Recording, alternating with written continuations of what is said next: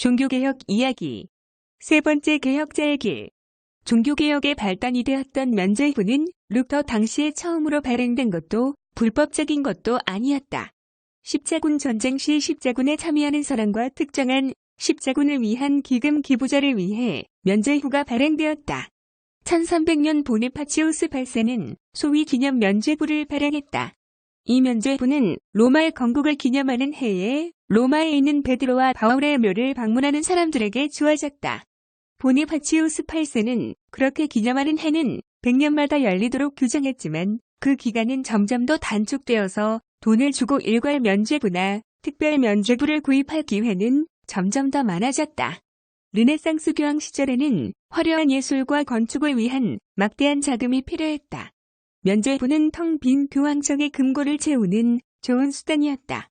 교황 율리우스 2세는 로마의 베드로 성당을 신축하고자 했고 그 재정을 조달하기 위해 1506년 일괄 면죄부를 발행했다. 그는 독일의 알브레히트에게 이 면죄부 판매를 위임하면서 면죄부 판매 수입의 절반을 교황청이 풀거 가문에서 차용한 윤자금을 상환하는 데 사용할 수 있도록 허용하였다. 그리고 알브레히트는 나머지 상당 부분을 마인츠 교구와 마그데부르크 교구를 인수하는 상납금으로 지불해야 했다. 알브레히트는 도미니크 수도사이자 열정적인 설교자 테첼을 통해 면죄부를 팔았다. 테첼은 금화를 면죄부 현금함에 넣어 딸랑하는 소리가 나면 죽은 자의 영혼은 천국으로 향한다고 설교하였다. 그는 가난한 과부의 마지막 남은 2푼까지 속여서 빼앗는 타락한 면죄부 상인이었다. 면죄부 문제에 대해 오랫동안 고민하던 루터는 마침내 만성제 하루 전날인 1517년 10월 31일 개인적인 편지와 함께 면죄부를 비판하는 95개 논제를 마인츠 대주교 알브레히트와 비텐베르크 소속 교구인 브란덴부르크 주교 히에로니무스 슐제에게 보냈다. 그는 그 막강한 알브레히트에 대한 두려움과 불안한 마음을 떨치지 못한 채 최대한의 예의를 갖추어 편지를 썼다. 같은 날 루터는 그 당시 부패한 교회의 상징처럼 여겨졌던 면죄부에 대해 학문적으로 토론하고자 비텐베르크 성교회 문에 95개 논제를 붙였다. 면죄부에 대한 신학적인 토론의 필요성을 절감한 것은 루터 자신에게 구해야 할 비텐베르크 성교회의 신자들이 면죄부를 구입하고 나서 구해의 필요성을 부인했기 때문이다. 이들은 비텐베르크에서는 면죄부 판매가 금지되었기 때문에 위타보그 또는 체룹스트에서 면죄부를 구입했다. 이 도시들은 대주교인 알브레히트가 테첼에게 베드로 면죄부를 판매하도록 허용한 도시였다. 중세교회의 가르침에 의하면 참회의 성례전에서 영원한 지옥의 형벌은 용서받지만 죄인의 죄를 경감시키는데 되는 한시적인 형벌을 용서받는 것은 아니다. 한시적인 형벌, 사사는 중세교회가 부과하는 참회 형벌과 결합되었다. 참회 형벌은 참회를 행할 때 사제가 부과하는 것이며 고해자는 경건한 행동으로 이렇게 부과된 형벌을 실천함으로써 자유로워질 수 있었다. 면죄부는 바로 교회가 부여하는 이러한 참회 형벌의 사면을 보증해 주었다. 루터가 그 이전에도 면죄부에 대해서 비판적으로 언급한 적이 있지만 이번에는 95개 논제를 통하여 총체적으로 면죄부 논리와 그 허용 가치에 대하여 토론하고자 하였다. 로마의 금전적인 타락만이 문제가 아니라 그것의 잘못된 신학적인 전제를 문제시한 것이다. 루터는 이제 그리스도인은 그리스도의 의를 믿음으로써 모든 죄에 대하여 용서받은 존재임을 깨닫게 되었다. 그러나 그리스도인은 이미 용서받긴 했으나 여전히 존재하는 원죄의 세력으로부터 매일매일 돌아서는 삶을 살아야 하는 죄인이기도 하였다. 이런 관점에서 루터는 면죄부 논제 제1항에서 우리들의 주요 선생이신 예수 그리스도께서 회개하라고 말씀하시므로 신자의 모든 삶이 참회이기를 원하셨다고 강조한다. 또한 참된 참회가 이루어졌다고 느끼는 모든 그리스도인은 예외 없이 면죄부가 없어도 그에게 부여되는 형벌과 죄책으로부터 완전한 용서를 받는다고 선언하였다. 루터는 또한 교회의 참된 보화는 바로 가장 거룩한 복음이다라고 단언함으로써 면죄부 논리의 핵심인 교회 보화론을 거부하였다. 이 이론은 1230년 성체르의 후고가 확립한 것으로 그리스도와 성인은 자신을 구원하고도 남을 만큼의 공로를 지녔는데 이것을 교회가 보화로서 지니고 나누어줄 배타적인 권한을 지닌다는 것이다. 루터의 논제는 신속하게 전 독일 지역으로 퍼져나갔다. 1517년 말에 이미 라이프치히, 뉘른베르크, 그리고 바젤에서 출판되었다. 루터가 몸담고 있는 수도원에서는 95개 논제를 우선 신중하게 수용하였다. 수도 원장인 울리 아담이 직접 루터를 찾아가 수도원을 논란거리로 만들지 말 것을 당부하였다. 면제후 설교자 테첼은 1517년 11월 베를린에서 브란덴부르크 감독이 이 논제를 자신에게 제시했을 때 이렇게 말했다. 이 이단제를 내가 3주 안에 불 속에 집어던질 것이다.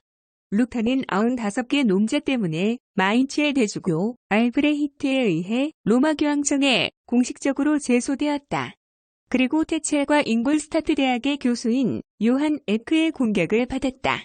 로마에 있는 아우구스티누스 은둔 수도회 총책임자는 우선 루터에 대한 소송을 열기보다는 루터가 본래 의도한 바대로 면제후 논쟁을 신학적인 토론의 방식으로 해결하고자 하였다. 스타우피치는 1518년 4월 26일 하이델베르크에서 열리는 자신의 수도회 총회에서 자신의 입장을 밝혀줄 것을 루터에게 요청하였다. 이렇게 해서 유명한 루터의 하이델베르크 논쟁이 이루어졌다. 루터는 이 논쟁에서 스콜라 신학자들의 영광의 신학에 반해 자신의 신학을 십자가의 신학이라고 불렀다. 그는 하나님의 비가시적인 것들을 비조된 가시적인 것을 통해 이해하고 인식하는 사람이 신학자가 아니라 십자가와 고난을 통해서 하나님의 일을 인식하고 이해하는 사람이 신학자이다라고 주장하였다. 또한 십자가 신학이 없으면 인간은 스스로 가장 선한 것을 가장 나쁘게 오용한다고 보았다. 이 논쟁을 통해 적대자들을 설득할 수는 없었지만 루터는 브렌츠, 마르틴 부처와 같은 남부 독일 출신의 젊은 신학자들을 자기의 편으로 만들 수 있었다. 이 논쟁 직후 작센의 도미니크파 회원들은 루터에게 이단 혐의를 씌워 로마에 고소하였다.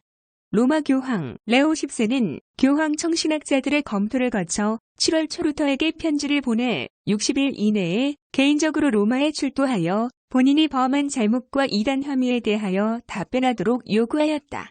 이 요구서는 교황청 대사 자격으로 터키와의 전쟁에서 독일 귀족들의 지원을 얻을 목적으로 아우구스부르크 제국회의에 머물러 있던 카엘탄을 통해 루터에게 전달되었다. 그러나 루터의 지역 영주이던 선제후 프리드리히 현제가 이 문제에 개입하여 로마 교황청에 이의를 제기하였다. 이는 칼 5세가 황제로 선출되기 전 독일 제국과 관련된 문제는 독일 내에서 다루어지고 결정되어져야 한다는 규정에 서명한 사실을 들어 루터의 로마 소환을 반대했던 것이다. 그 결과 루터의 신문은 추기경 카엘탄의 주권하에 1518년 10월 12일부터 14일까지 아우구스부르크에서 이루어지게 되었다. 카엘탄은 루터에게 세 가지를 요구하였다.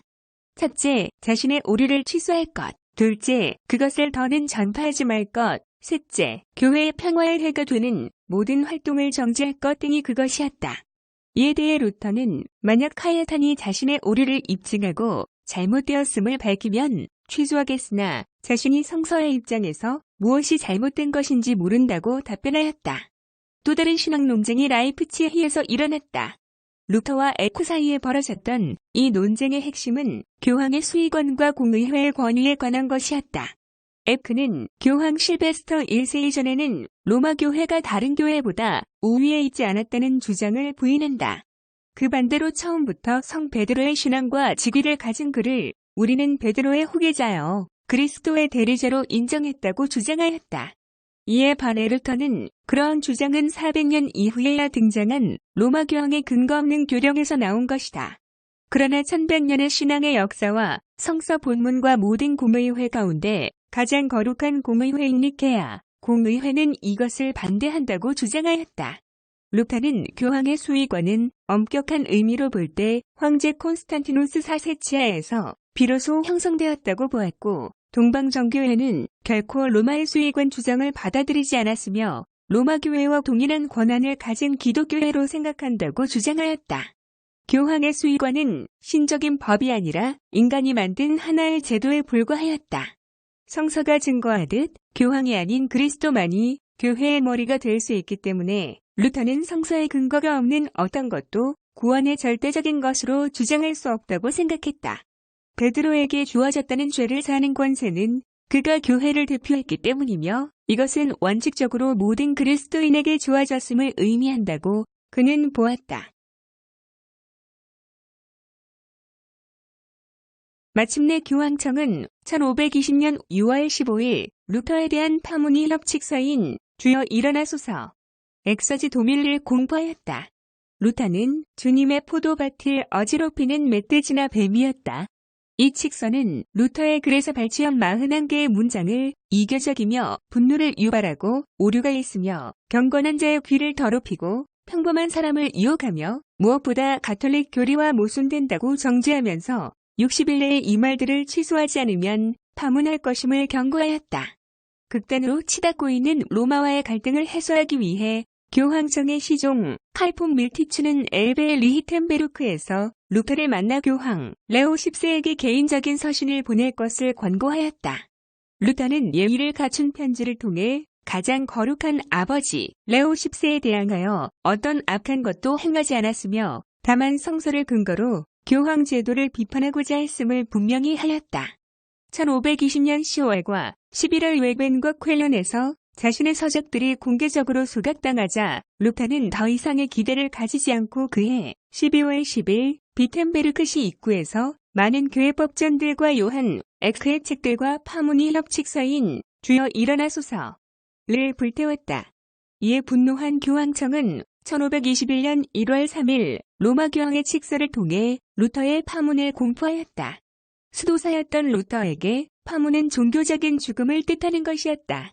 이를 세속적인 방식으로 확정하고 실행하기 위한 절차는 보름수 제9회에서 이루어질 예정이었다. 이제 루터를 기다리고 있는 것은 제국 추방이라는 세속적인 죽음이었다. 루터는 신변의 위협을 느끼게 되었다. 루터는 선제 후 프리드리히 현재의 도움으로 신변의 안전을 보장받고 공개적인 신문을 받고자 보름수로 향했다. 그러나 그의 눈앞에는 신변의 안전을 보장받고 콘스탄티 공의회에 참석했다가 체포되어 화형당한 체코의 종교개혁자 양 후스의 그림자가 아른거렸다.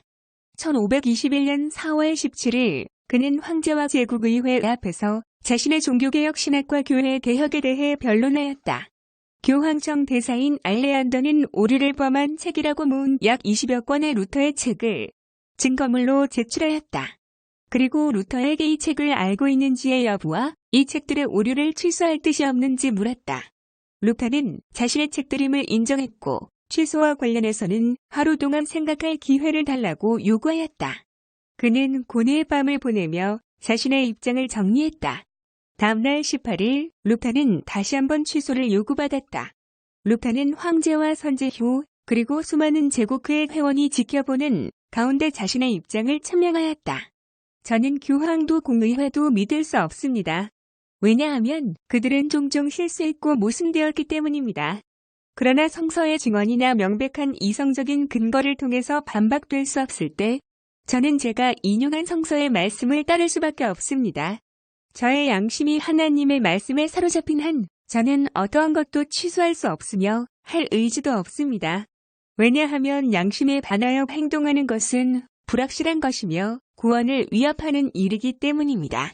주여, 나를 도우소서. 아멘. 4월 24일 트리어 대주교의 숙소에서 루터에 대한 특별 재판이 한 번 더 벌어졌고 여기서도 루터는 취소를 거부하였다. 마침내 루터는 자신에 대해서 조치하겠다는 황제의 통보를 받았고 다음날 보름수를 떠났다. 비텐베르크로 귀환 도중 루터는 괴한들에 의해 납치되었다. 이것은 프리드리히 현제가 납치를 위장해 루터를 구출하기 위한 비밀 작전이었다. 사람들은 그 후 루터가 어디로 사라졌는지 알지 못했다. 보름수 칙령은 가결되었고 이제 루터뿐만이 아니라 그를 보호하는 모든 사람은 제국법의 보호를 받지 못하게 되었다. 황제의 칙서는 다음과 같이 결론지었다. 이 문제의 재판장이며 거룩한 아버지인 교황이 허락한 파문 칙서가 완전히 실현되기까지 하나님의 교회에서 파문된 루터를 완고한 자여, 분리자여, 그리고 이단자임을 엄숙히 선포한다.